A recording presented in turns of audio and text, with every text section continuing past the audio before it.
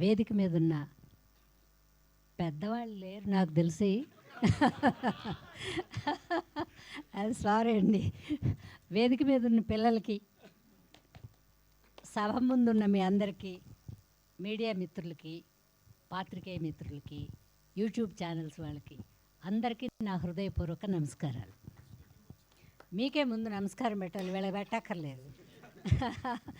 ఎందుకంటే cinema promote చేయాల్సింది మీరే.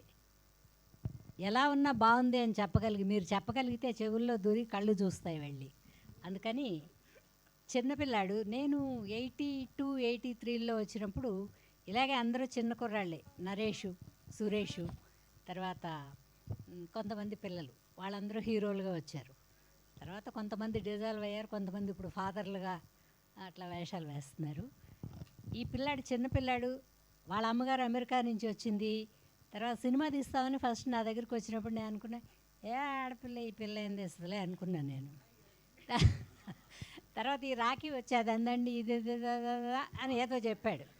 ఏదైతే ఇవన్నీ విని 4 సంవత్సరాల నుంచి వింటున్నాం కదా, అందుకని అందులో కొట్టుకుపోయింది.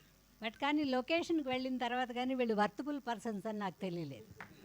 సారీ, ఏమనుకోవద్దండి. లొకేషన్లో ఇలాంటి మే, ఏప్రిల్ ఎండల్లో తీసుకెళ్ళి బాగా ఉతికి బండకేసి, ఇలా ఉతికేసి ఆరబెట్టలేదులేండి, మేమే ఆరిపోయాం. సరే, సినిమా అయితే చాలా బాగుందండి. ఎందుకు బాగుంది అంటున్నానంటే, ఒక తరం వాళ్ళు ఏమీ సంపాదించకుండా సంపాదించింది పోగొట్టినా ఇంకొక తరం వాళ్ళు సంపాదించాలని కోరుకోవాలి. అలా కోరుకున్నదే ఈ సినిమా. మా మనవడు కార్తీక్ తను కష్టపడి వాళ్ళ అమ్మా నాన్న కోరికని నెరవేర్చి మమ్మల్ని మళ్ళీ ధనవంతుల్ని చేస్తాడు ఈ సినిమాలో. అంటే సినిమా కాబట్టి ధనవంతుడా అంటారేమో, ఇప్పుడు అందరూ ధనవంతులే అండి. అమెరికా వెళ్ళి చదువుకుంటే ధనవంతులు, ఆస్ట్రేలియా వెళ్ళి చదువుకుంటే ధనవంతులు. అలాగే నా మనవడు ఎక్కడికి వెళ్ళడు, ఉన్న ఊళ్ళోనే ఉండి కష్టపడి నిజాయితీగా మమ్మల్ని నిలబెడతాడు, మాకు పేరు తీసుకొస్తాడు. అది సినిమా కథ నాకు తెలిసి. అవతల ఏముందో ఆవిడ చెప్పలేదు డైరెక్టర్. కానీ వర్తబుల్ అండి. సూపర్ లేడీ అండి, సూపర్గా డైరెక్ట్ చేసింది. మీరు చూడండి, మీరు బ్లెస్ చేస్తారు తప్పకుండా. ఆవిడ మేడం విజయ నిర్మల గారి లాగా ఇంకా చాలా సినిమాలు చేసి అమెరికా వదిలి ఇండియాకు వచ్చి సినిమాలు చేస్తారు. బాగుంటారని కోరుకుంటూ, మా ప్రొడ్యూసర్ గారికి కొంచెం ఇన్ని డబ్బులు ఇవ్వండి, ఎక్కువ అడగంగానే మేము. వాళ్ళు ఖర్చు పెట్టిన దాని మీద కొంచెం ఇవ్వండి, ఇంకో సినిమా తీస్తారు.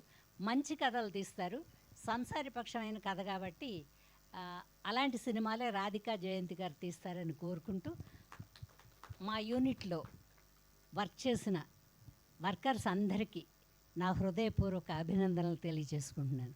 ముఖ్యంగా కెమెరామెన్ చిన్న కుర్రాడు, ఆయన కూడా కష్టపడి బాగానే చేశాడు. వెళ్ళాక చెప్పాక చిన్న అభిప్రాయం నాది, వెళ్ళి పని చేసిన తర్వాత కొంచెం మంచి అభిప్రాయం వచ్చింది. అలాగే మీరు సినిమా చూస్తే మీకు కూడా మంచి అభిప్రాయం వస్తుందని కోరుకుంటూ, మీ అందరికీ నమస్కారం.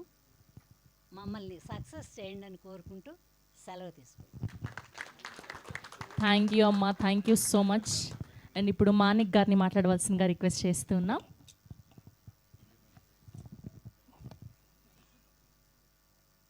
ముందుగా ఎలక్ట్రానిక్ మీడియా, ప్రింట్ మీడియా సోదరులకు నా హృదయపూర్వక నమస్కారాలు.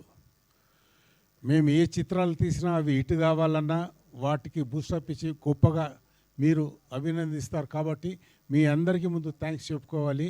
అలాగే వేదిక మీద ఉన్న సోదరులు మన ప్రసాద్ గారికి, అలాగే హీరో కార్తిక్ గారికి, మరియు హీరోయిన్ శిరీష గారికి, నా మిత్రుడు సోదరుడు, నా మిత్రుడు అబ్బాయి ఆకాష్ పూరి గారికి, అందరు ఆకాష్ జగన్నాథ్ అంటున్నారు, ఆకాష్ పూరి జగన్నాథ్.